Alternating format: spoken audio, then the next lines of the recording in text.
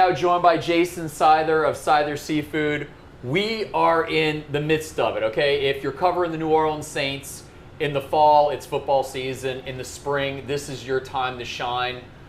No days off, or how does this kind of season go for you? Because everybody knows Seithers and everybody knows that you're one of the crawfish kings in New Orleans. How is this time of the season for you? It's a lot of work, but I get after it. I love boiling crawfish, and this is, my time to shine, like you said. So it's every day I wake up in the morning, meet the crawfish truck, and start my day. With crawfish, how many years did it take to perfect your boil? Because I'm assuming at the beginning it did not taste well, or maybe it did. I don't know. Maybe you were like a veteran from the start. How many years did it take from high school on to perfect your boil, or are you still working on that perfect boil? That's a really good question. So, I'm always open to new possibilities in dialing my recipe in or making it a little bit better. I'm really, really focused on my work, and I want to have the best crawfish out there and a product that everyone across the board could enjoy.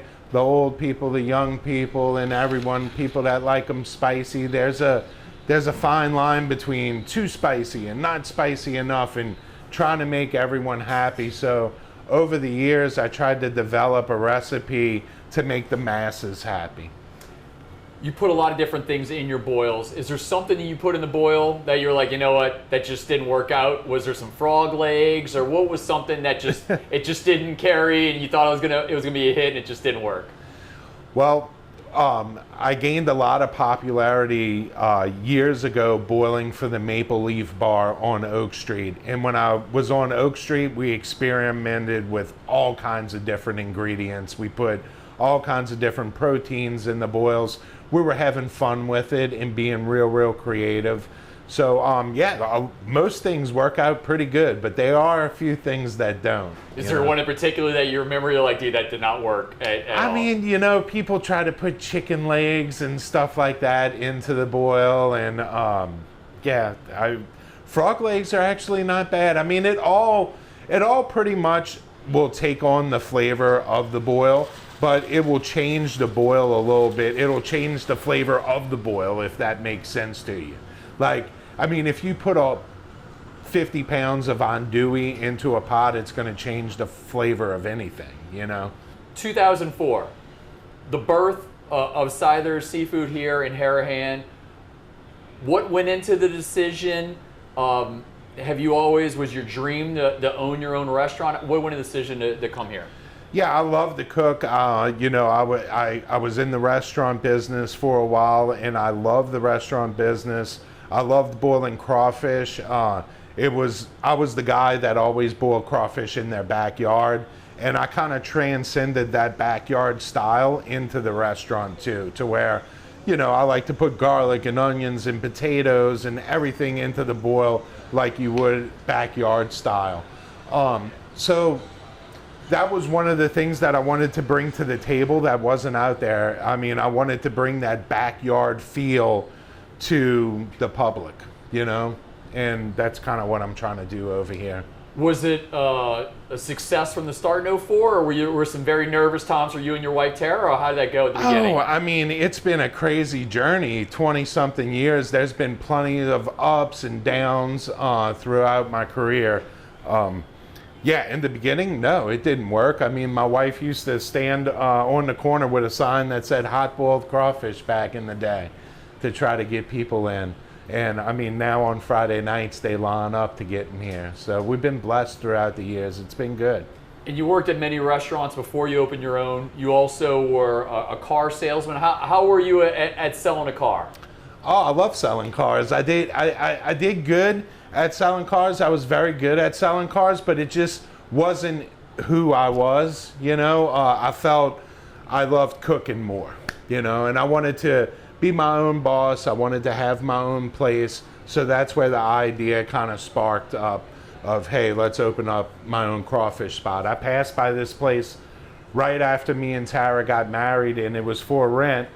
So I wound up throwing caution to the wind in 2004 and going for it. And a year later, Hurricane Katrina came. Yeah, no pun intended, how did you weather that a year later there? Is that where some people... I thought it was going to be over, you know? I thought that was maybe my way, you know, because my first year I was not too busy and it was tough. And I was like, oh man, this restaurant business is going to be tough. I might have to go back to selling cars or working at another restaurant. But after Katrina, you know, we were cleaning up around here and there was nowhere to eat. And that's when a few cars started coming in the parking lot. And they're like, hey, when are you going to be open? And then I went to Sam's. Sam's in Kenner, I think, was open. And I started doing some roast beef po' boys and stuff. We had a limited menu.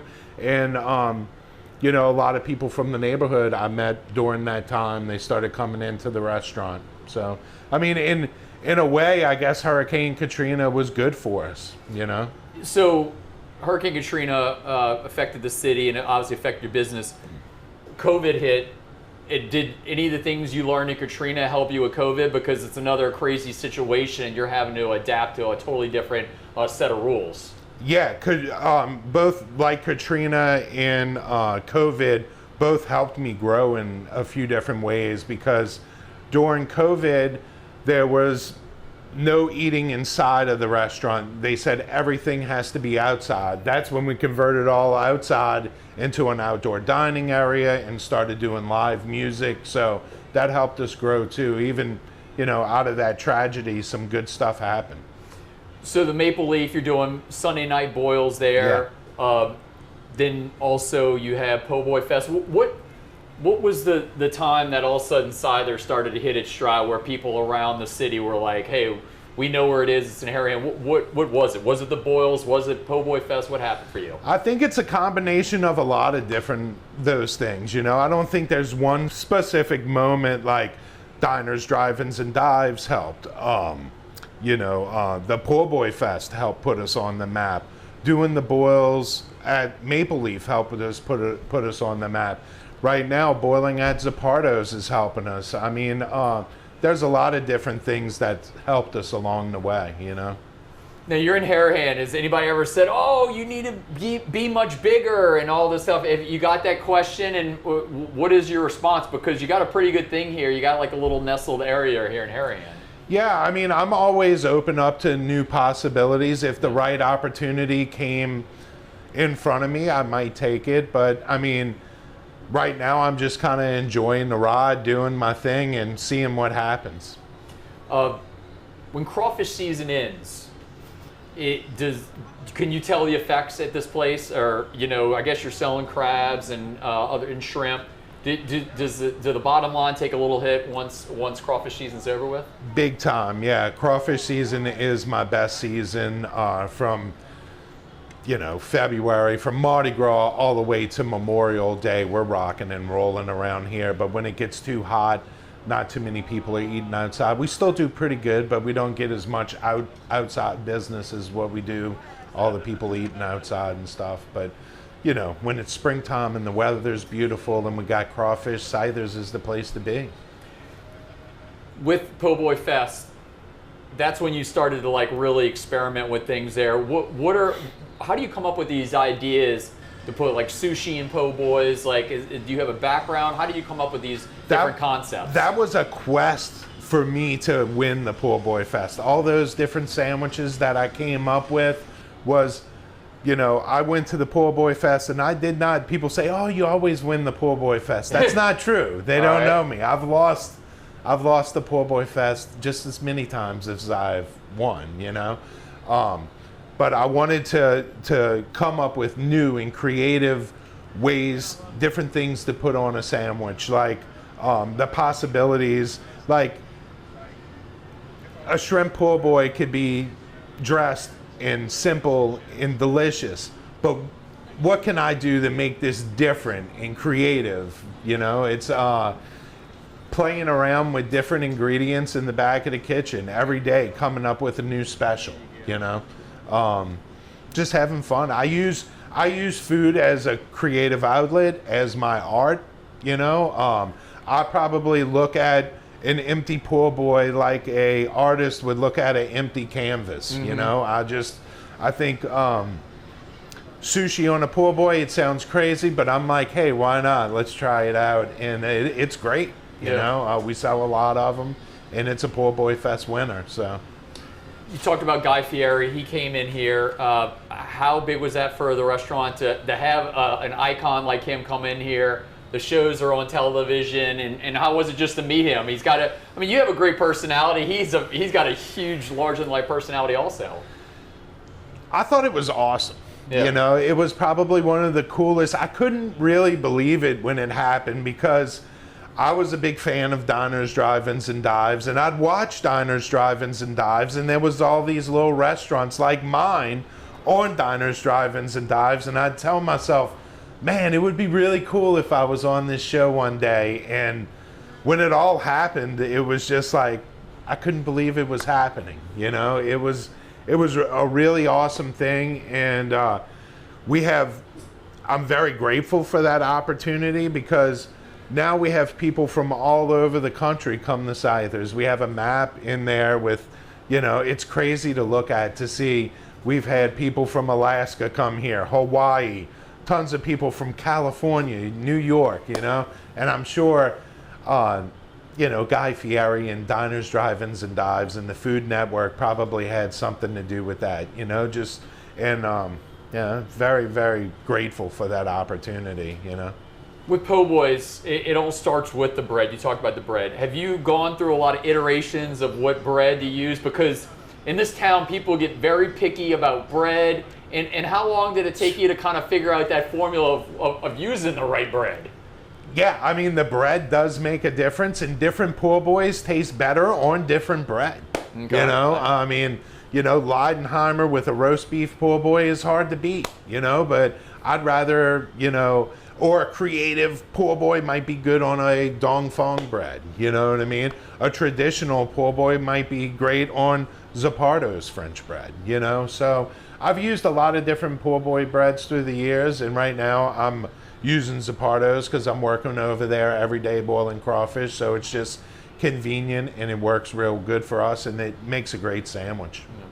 You had a lot of creations, and we talked about the crawfish boil.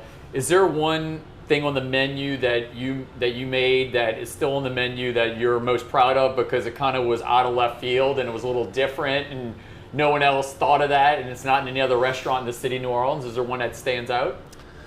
Yeah, I mean the volcano, the totem pole is a good one. Y'all like that one. Y'all order that one sometime. So that features Louisiana soft shell crab, fried eggplant, blue crab dressing, crab cake. It's all put together in a big old totem pole, you know, which is cool. The volcano's a cool one too, for sure. And how did you come up with this? Like, how did you just sit back there and you're like, oh, it'd be really cool to stack this with this? I mean, that it sounds like kids with Legos here. You're just starting to just put things together and everything. Kind of, but not really. I mean, different ideas come from different things, to where like the volcano was an idea where I wanted to make something look like a volcano. That's where the idea, and then it built from that. The totem pole was, one day my aunt used to come in here and love the eggplant Harahan, which is like an eggplant Napoleon that we sell over here, and she loved the soft shell crab. So she used to order soft shell crab and a eggplant Harahan. So one day I decided just to take those two and combine them together, and that's how the totem pole was first started, you know. And you know, it kind of evolves through, you know, like the first totem pole looks different than the ones that we do today. But yeah, I mean, it's kind of like that. I mash up different styles to where, you know, sushi in New Orleans, you know, Tex-Mex in New Orleans, just mashing up different styles.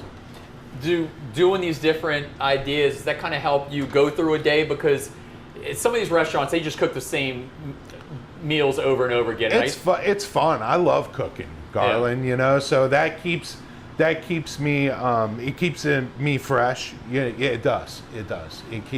it keeps me my ideas sharp. I love coming up with different specials and stuff. And like, I mean, right now during crawfish season, when I'm grinding and working real hard boiling crawfish, I don't come up with a lot of specials. But like during the summer when it's slower, that's when a lot of that creativity comes out, when I'm in the kitchen bored, trying to come up with something fun and keep myself entertained, I guess. Yeah. Do you go with the families on vacations and go to different restaurant locales and try to take ideas that they use and kind of bring them back to New Orleans? Can you think of any time that you've done that? Totally. Yeah.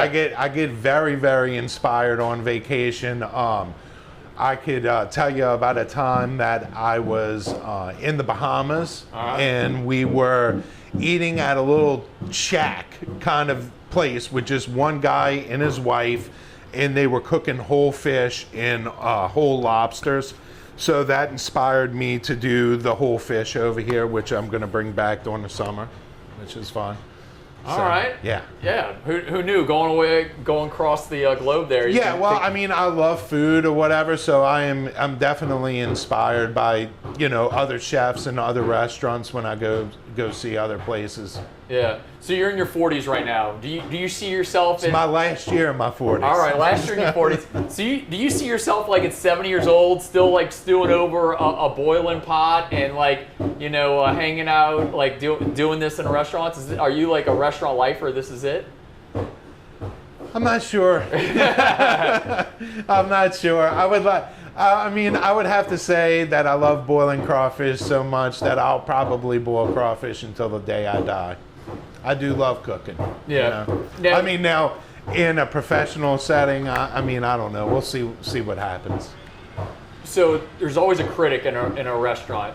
Do people come up to you and tell you that, you know, this should be different? And how do you react to this? Because obviously you're putting your heart and soul into these dishes. And what's your reaction? Because you want to be nice to the customer, but have you had an instance where somebody's like, I don't like how you did this and this, and how do you respond to that? Well, I mean, most of the time I'm in the back, so the wait staff has to deal with that situation because I'll be in the kitchen cooking. But usually whatever the customer wants, I'll try to make them happy, because at the end of the day, I'm in the hospitality business, and our customers can go anywhere they want to eat crawfish or seafood, but they chose to come over here, and I want to try my best to make those people happy. You have one of the better seafood restaurants in New Orleans. You take great pride that people around the city of New Orleans know where Seither Seafood is, and do you feel like there's still like another level that this restaurant could go to? Definitely. Yeah. I definitely believe that this brand, Seither's brand, could grow, and there's more opportunity for us to grow. I definitely believe so, yeah. In the kitchen, is that your home? Like your own area? Like, don't mess with me, I'm doing my thing? Like, what is it about being in that kitchen? What is it about being in that kitchen? I mean, I guess it's just my spot, dude. I mean, you got to think, I've been going and working in that kitchen every day now for like 20-something years. So, yeah, I've had a lot of good times in that kitchen. I've worked with a lot of great cooks in that kitchen. And, yeah, I love that kitchen. Seither's in Harahan. You kind of revel in the fact, I mean, Harahan's a little more laid back. It's a little different. You don't have to dress up nicer. Do you like the kind of laid back attitude of your spot in Harahan and the people that come to this place? It's kind of come as you are. There's no snootiness here. There's no white tablecloths at Seither's. What do you kind of bask in the glow of that just being your own spot, and everybody dresses kind of like you do, you know, kind of relaxing?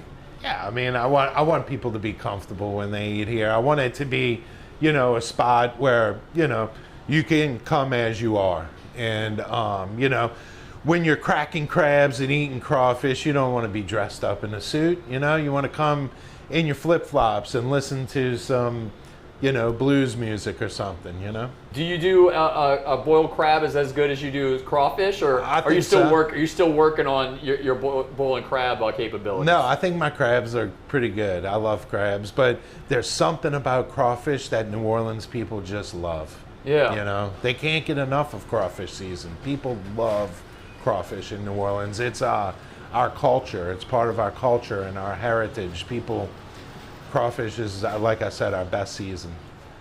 this restaurant with your customers, if somebody breaks out gloves, what is your reaction to people that eat crawfish with gloves? Okay, because there's a lot of.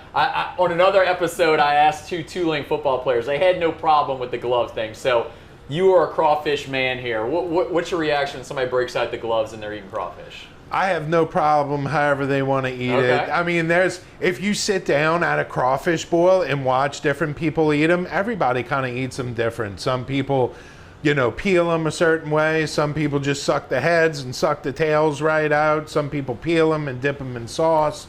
So, I mean, however you want to eat crawfish, that's up to you, Garland. Okay, so no judgment if somebody rolls up in here and they got the surgical gloves on and they're like look like they're about to do some fine surgery here, but they're just eating crawfish. No, I mean, for me, however they want to eat them, it's all good. Jason, thanks for your time. We're going to head to the kitchen, and he's going to show us how it gets done. All right, we're now in the kitchen. Jason is going to do a soft shell crab po' boy. That's right. Here we go. We're going to take the soft shell crab and put it in the buttermilk first. And then from there, it's going in the fish fry.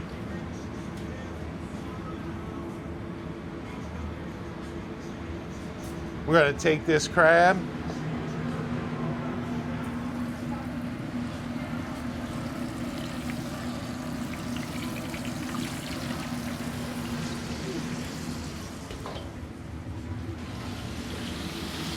So how long is it popping there for?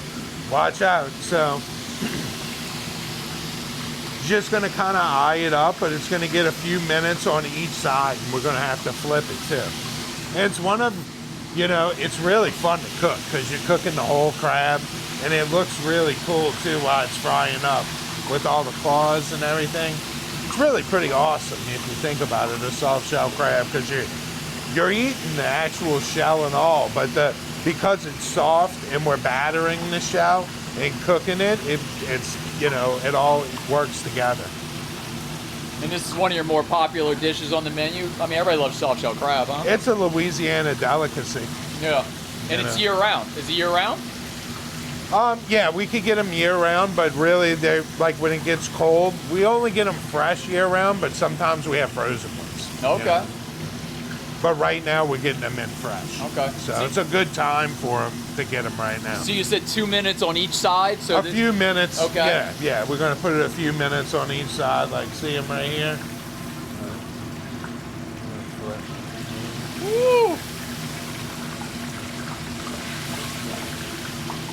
Is there an exact science on it, or this is? If it's a bigger one, you have to cook it for longer. Smaller ones, you don't have to cook as long.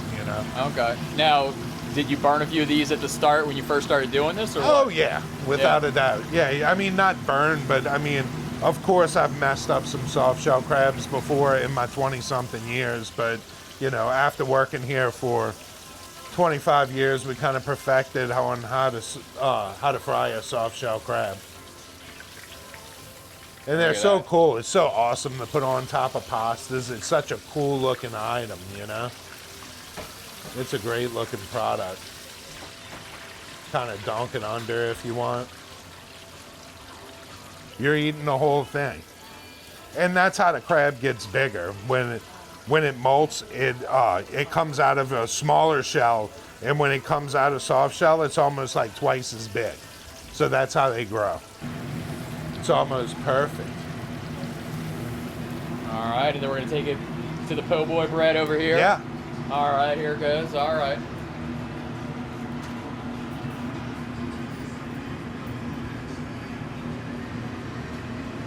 And so you talked about this in the interview. So you got your blank bread over there, huh? So you got like your blank canvas on the po' boy, huh? I do.